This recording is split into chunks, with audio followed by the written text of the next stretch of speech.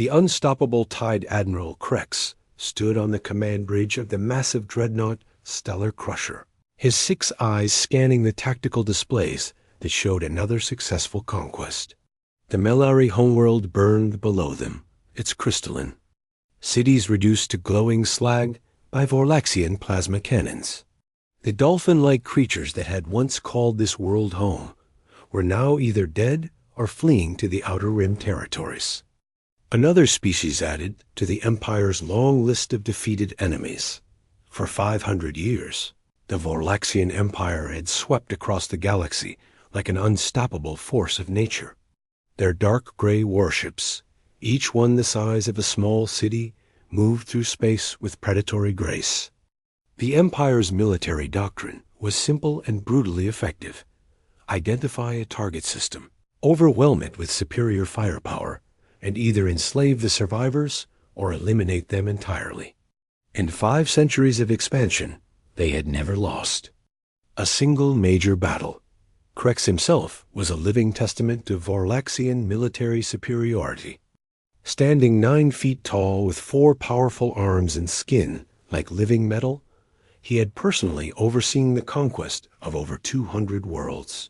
His tactical genius and ruthless efficiency had earned him command of the Empire's most elite battle fleet.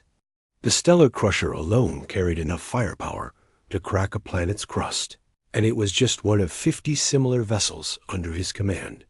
War Commander Valox approached the central platform, his heavy footsteps echoing through the bridges. Vast chamber.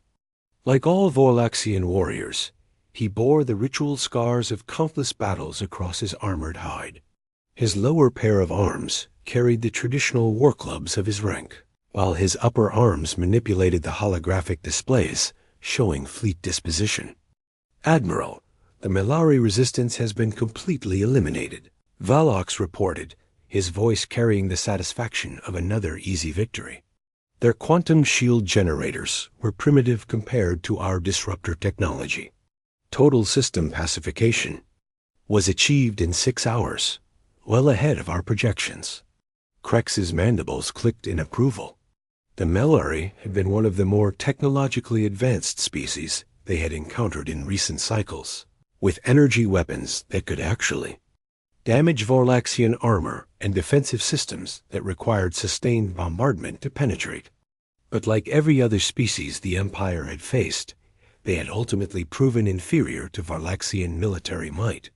Excellent work, Commander. What are the casualty reports? Krex asked, though he already knew the answer would be minimal. Vorlaxian. Battle armor could withstand direct hits from most primitive weapons, and their tactical superiority meant they rarely lost ships in combat. 3 vessels reported minor hull damage, Admiral. No casualties among our forces. The enemy managed to destroy 2 of our scout frigates before their orbital platforms were neutralized, but total losses remain well within acceptable parameters. This was typical of Vorlaxian conquests.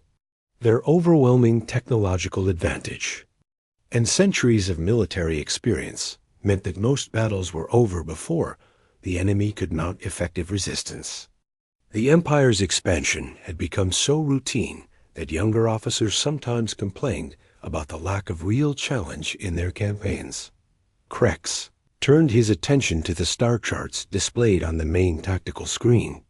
The Empire now controlled over 3,000 star systems, with millions of enslaved beings providing resources and labor for continued expansion. Each conquered world added to their industrial capacity, allowing them to build ever larger fleets and more devastating weapons. What are the reports from our scout divisions regarding new target systems? He inquired, studying the unexplored regions beyond their current borders. Valox consulted his data tablet, scrolling through intelligence reports from deep-range reconnaissance missions. Several promising sectors had been identified, Admiral. Long-range sensors had detected multiple inhabited systems in the Perseus Arm region. Preliminary analysis suggests mostly pre-spaceflight civilizations with limited military capabilities. Any species of particular interest? Krex asked. He preferred campaigns that offered at least some tactical challenge to keep his forces sharp and experienced. One system has caught our analysts' attention, though not necessarily for military reasons. The species calls themselves humans, and they inhabit a world they call Earth in what they designate as the Sol system. They have achieved basic spaceflight and nuclear technology, but their military capabilities appear limited to chemical propulsion and primitive energy weapons. Krex tilted his head, studying the data streams flowing across his personal display. What makes them notable if their technology is so primitive? Their behavioral patterns, Admiral. Unlike most species we encounter, these humans appear to be naturally aggressive and highly adaptable. They have a documented history of constant warfare among their own kind, developing increasingly sophisticated weapons and tactics, despite being confined to a single world. Our xenopsychology department believes they might represent an unusually militaristic species. This caught Krex's attention. Most civilizations that achieved spaceflight had learned to control their aggressive impulses, at least to the degree necessary for species survival and technological advancement. A species that continued to wage war even after developing nuclear weapons suggested either remarkable stupidity or remarkable resilience. Have they achieved faster-than-light travel? He asked. Negative, Admiral. They appear to be limited to sublight velocities, using chemical and early fusion propulsion. However, our scouts had detected some unusual energy signatures in their outer system that don't match their supposed technological level. It may indicate recent technological breakthroughs or possible contact with other species. Krex considered this information carefully.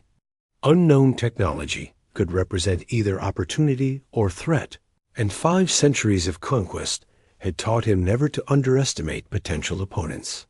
However, the vast majority of species they encountered proved disappointingly weak when faced with Valaxian military superiority. Prepare a full reconnaissance mission to the Sol system, he ordered. I want complete tactical assessments of their military capabilities, population centers, and industrial capacity. If these humans prove suitable for conquest, we should be prepared to incorporate their world efficiently into the Empire. As Valox moved away to implement the orders, Krex returned his attention to the conquered Melari system. Automated mining platforms were already being deployed to extract the valuable quantum crystals that had made this world worth conquering. Within a standard year, this system would be contributing to the Empire's continued expansion, its original inhabitants nothing more than a footnote in Valaxian military records. Far away in the Sol system, Captain Sarah Chun stood in the observation bay of the U.E.'s Prometheus, watching construction crews put the finishing touches on humanity's most ambitious project. The sleek warship hung in space like a predatory shark, its hull incorporating technology that had taken Earth's best scientists 15 years to develop. Unlike the bulky chemical rockets that comprised humanity's visible space fleet, the Prometheus was built for war against an enemy that most humans couldn't even imagine.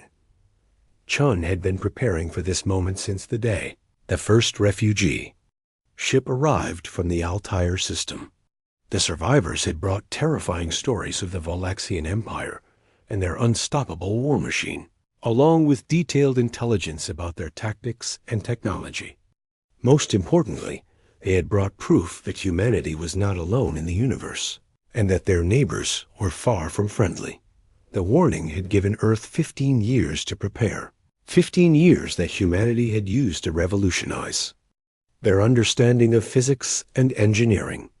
The Prometheus represented the culmination of that effort, a vessel designed specifically to fight the Empire's advanced warships using principles that even the Vorlaxians didn't fully understand.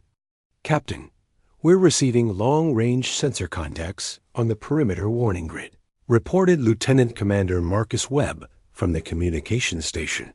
Configuration matches Valaxian scout ships based on the data provided by the Altair. Refugees. Chun felt her pulse quicken, but her voice remained steady and professional. Confirmed contact pattern? Asterisk 3 vessels, maintaining standard reconnaissance formation. They're conducting deep system scans, but haven't approached closer than Jupiter's orbit. Based on their movement patterns, they're cataloging our visible military assets and evaluating our technological capabilities. This was exactly what the Altair refugees had predicted. The Vorlaxian Empire followed predictable patterns of conquest, beginning with detailed reconnaissance to assess the strength and capabilities of their intended victims. What the scouts couldn't see were the dozens of advanced human vessels hidden throughout the solar system, waiting for the perfect moment to spring their trap. Signal all stealth units to maintain silent running protocols, Shan ordered. Let them see exactly what we want them to see. When their main fleet arrives, they'll find humanity ready to give them the fight of their lives. The scout ships completed their surveillance mission after 5 days of intensive scanning, gathering what they believed was complete intelligence about human military capabilities. Their reports showed a primitive species with limited spaceflight technology and approximately 30 combat vessels, none larger than what the Empire classified as a light escort ship. The humans possessed nuclear weapons and basic energy projectors, but nothing that could threaten Vorlaxian battle armor or penetrate their defensive shields. Scout Commander Thylex transmitted his final assessment to fleet. Command with complete confidence. Recommend standard conquest protocols for a Type 2 civilization. Estimated time for complete system control, 8 hours maximum. The humans show no evidence of advanced defensive systems or coordinated military doctrine. Their visible forces are scattered and poorly positioned for effective resistance. Admiral Krex received the report while his fleet conducted training exercises in the recently conquered Melari system. The intelligence confirmed his expectations about human capabilities, showing exactly the kind of primitive resistance that the Empire had overcome thousands of times before. Their chemical rockets and nuclear weapons would be completely ineffective against Vorlaxian technology. Prepare the fleet for immediate departure to the Sol system, he commanded. Signal all battle groups to implement standard assault protocols. We will demonstrate to these humans the futility of resistance against the Empire's might. The Vorlaxian invasion fleet, assembled in formation like a massive spear, pointed at the heart of human space. 50 dreadnoughts supported by 200 cruisers and destroyers, carrying enough firepower to reduce Earth's entire surface to molten rock. Each vessel had been tested in dozens of conquests, their crews experienced in the art of overwhelming primitive civilizations through superior technology and ruthless tactics. As the fleet engaged their faster-than-light drives and disappeared into hyperspace, none of them suspected that they were walking into the most carefully prepared trap in human history. The species they thought of as primitive had spent 15 years learning everything possible about Vorlaxian military doctrine, and they had prepared surprises that would shake the Empire's confidence in their own invincibility. The stage was set for a confrontation that would determine not just the fate of humanity, but the future balance of power in the galaxy itself. Asterisk when humans fight back, Vorlaxian invasion fleet materialized at the edge of the Sol system like harbingers of doom, their massive forms blotting out stars as they assumed attack formation. Admiral Krex stood on the bridge of the stellar crusher, studying tactical displays that showed the deployment of his overwhelming force. 250 warships arranged in perfect battle order, each one capable of destroying cities with a single volley. All battle groups report ready for immediate action, Admiral, War Commander Volox announced, his voice carrying the confidence of 5 centuries of unbroken victory. Long-range sensors confirm human fleet positions match our intelligence reports. Approximately 30 vessels scattered throughout the inner system in defensive postures. Krex nodded with satisfaction as he examined the tactical situation. The humans had deployed their forces exactly as expected, with small groups of ships attempting to protect their homeworld and major installations.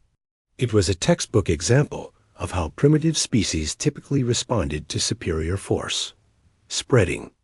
Their limited resources too thin to mount effective resistance anywhere. Estimated resistance capability? He asked, though the answer was academic. No species had ever successfully opposed a full Vorlaxian battle fleet. Negligible, Admiral. Their largest vessels register as light cruisers by our classification standards.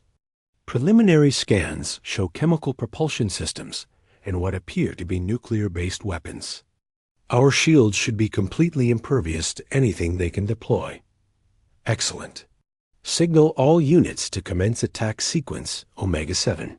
Target their orbital installations first, then proceed with planetary bombardment once they're military. Forces have been neutralized. The Vorlaxian fleet moved forward with mechanical precision, their formation designed to maximize firepower while minimizing exposure to enemy attacks.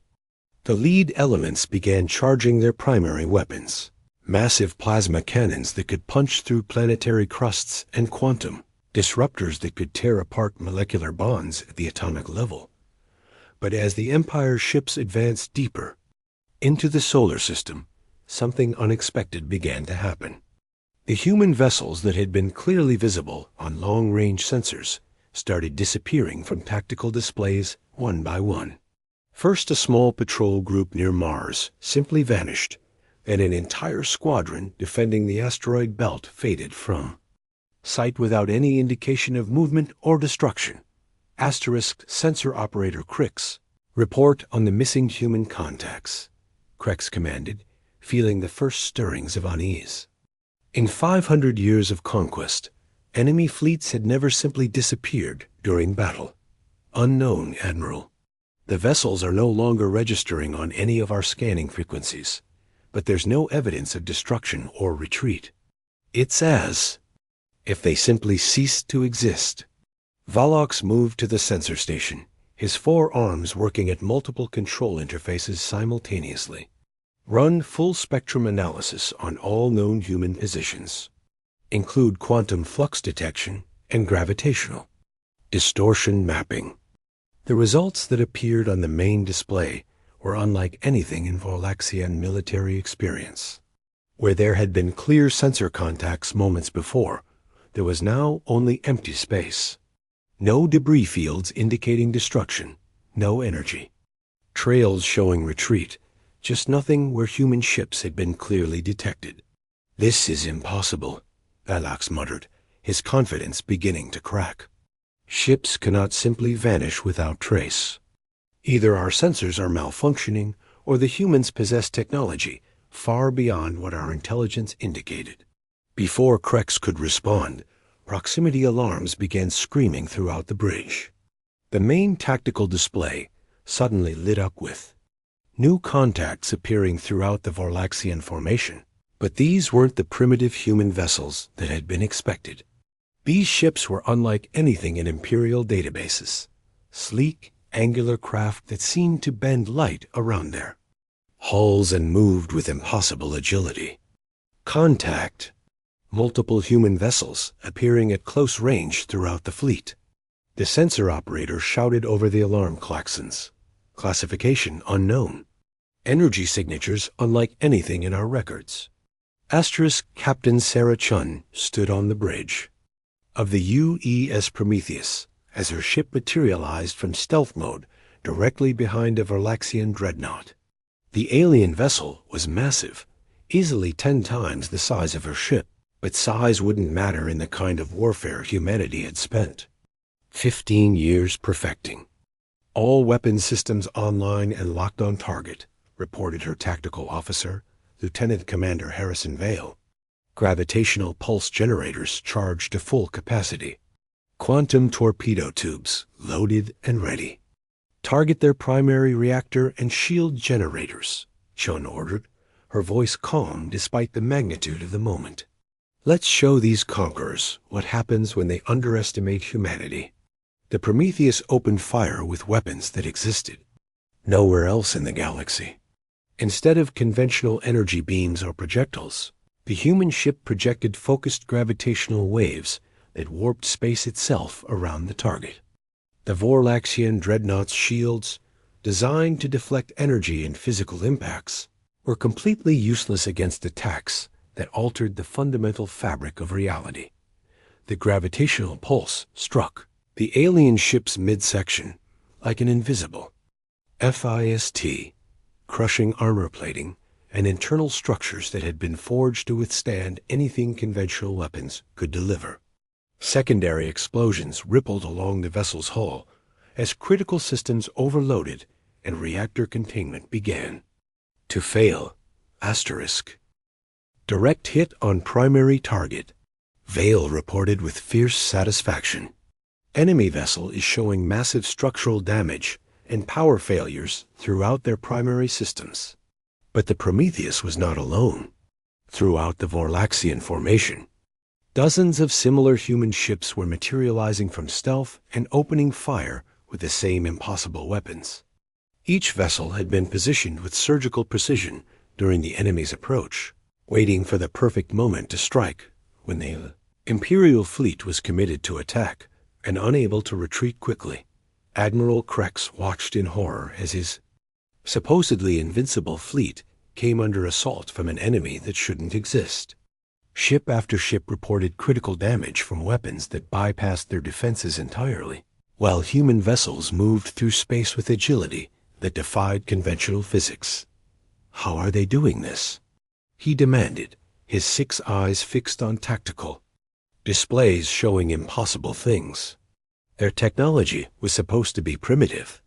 Valox was working frantically at his station, trying to coordinate defensive measures against an enemy that fought unlike anything in Imperial experience. Unknown. Admiral, their vessels appear to be using some form of gravitational manipulation for both propulsion and weapons. Our shields are completely ineffective. Then use our superior firepower. Order all ships to target the human vessels with maximum force. But even as the command went out, it became clear that conventional Vorlaxian tactics were useless against this enemy. The human ships moved like ghosts through space, appearing from impossible angles to deliver devastating attacks before vanishing again into whatever stealth technology made them invisible. When Vorlaxian weapons did manage to acquire targets, the energy beams seemed to bend around the human vessels as if space itself was protecting them. Captain Shun watched the battle unfold from her command position, feeling a fierce pride in what humanity had accomplished. The Altair refugees had warned them that the Vorlaxian Empire was virtually invincible using conventional military tactics, so humanity had decided to use unconventional ones instead. 15 years of intensive research had produced technology that pushed the boundaries of known physics. Gravitational manipulation allowed human ships to move without reaction mass and attack by warping space around their targets. Selective invisibility fields bent electromagnetic radiation around their hulls, making them undetectable to most sensors, while allowing their own systems to function normally. Most importantly, humanity had learned to fight smart rather than strong. Instead of trying to match the Empire's overwhelming firepower, they had developed tactics that turned the enemy's size and conventional thinking against them. Signal all units to implement attack pattern Delta, she commanded. Target their command vessels and primary weapons platforms. Keep them off balance and unable to coordinate effective resistance. The human fleet moved through the Vorlaxian formation like a pack of wolves hunting among sheep. Every attack was precisely coordinated, striking at weak points in critical systems while avoiding direct confrontation with the enemy's heaviest weapons. Ships that had dominated galaxies for centuries found themselves helpless against an enemy that refused to fight by the established rules of warfare. Admiral Krex felt panic rising in his chest as reports flooded in from throughout his fleet. The heavy cruiser Worldbreaker had lost primary power after a direct hit from impossible weapons. The dreadnought system crusher was venting atmosphere from multiple hull breaches caused by what appeared to be localized gravitational anomalies. Worst of all, his own flagship was now under direct attack from a human vessel that had appeared from nowhere and was systematically destroying critical systems. "Damage report," he shouted over the sound of emergency klaxons and secondary explosions. "Primary. Shields down to 30% capacity. Main weapons offline. Hull breaches on decks 7 through 12. Volox reported, his usual confidence replaced by barely controlled panic. "Admiral, we're losing this battle. Our ships are being destroyed by weapons we can't defend against." For the first time in 5 centuries, a Volaxian admiral was forced to consider retreat. The Empire's perfect record of conquest was being shattered by a species they had dismissed as primitive, and every passing moment brought fresh reports of impossible defeats. "Signal all surviving vessels to break off engagement and withdraw to the system's edge," Krex ordered, the words bitter in his mouth. "We need to regroup and develop new tactics for fighting this enemy." But even retreat proved difficult against human tactics. As Volaxian ships tried to disengage and escape to hyperspace, they found their paths blocked by human vessels that seemed to anticipate every move. The withdrawal became a running battle that cost the Empire even more ships and lives. Captain Chun watched the surviving Galaxian vessels limping away from Earth, their once proud formations reduced to scattered remnants fleeing for their lives. Of the 250 ships that had arrived to conquer humanity, fewer than half remained operational, and most of those were heavily damaged. "Signal from the enemy flagship, Captain," her communications officer reported. "Admiral Krex is requesting terms for parley." Shun smiled grimly. "Put him through. Let's see what the mighty Volaxian Empire has to say now that they've tasted defeat." Admiral Krex's image appeared on the main screen, his alien features showing emotions that transcended species barriers. Shock, defeat, and something that might have been respect. "Captain Chun of the vessel Prometheus, I am Admiral Krex of the Vorlaxian Imperial Fleet. I request immediate ceasefire and wish to discuss terms." "The ceasefire is granted, Admiral," Chun replied formally. "But understand this. Humanity is no longer the primitive species your scouts reported. We've had 15 years to prepare for your arrival, and we've used that time well. Earth is under our protection, and we will defend it against any who threaten our people. Your weapons and tactics are unlike anything we have encountered." Krex admitted, his voice carrying centuries of military pride brought low by a single devastating defeat. "How did you develop such technology? How did you know we were coming?" "Survivors from other worlds you conquered reached us first," Shun explained. "They warned us about your empire and taught us what we needed to know to survive. We learned from your victories, Admiral, and we prepared for war accordingly." Krex was silent for long moments, processing the implications of what he had heard. If other refugee populations had escaped imperial conquest and warned potential targets, it could mean that the Empire's expansion might face organized resistance for the first time in centuries. "What are your terms?" he asked finally. "Simple," Chun replied. "Return to your empire and tell them that humanity is not to be conquered. We have no interest in galactic domination, but we will defend ourselves and our allies against any aggression. The age of easy conquest is over, Admiral. The galaxy has new players now, and we play by different rules." As the surviving Vorlaxian, ships jumped to hyperspace and disappeared from the Sol system. Captain Chun turned to address her crew. They had won more than just a military victory. They had announced humanity's arrival as a major power in galactic affairs. The Vorlaxian Empire would return eventually, probably with new tactics and better preparation. But they would never again underestimate the species from the small blue world, and neither would any other potential enemies. Humanity had proven that superior technology an overwhelming force could be defeated by intelligence, preparation, and the refusal to surrender. The age of human expansion into the galaxy was just beginning, and it would be built on the foundation of their first great victory against impossible odds. Earth had stood against the storm and emerged stronger, ready to take its place among the stars as a force that could not be ignored or easily conquered out in the depths of space.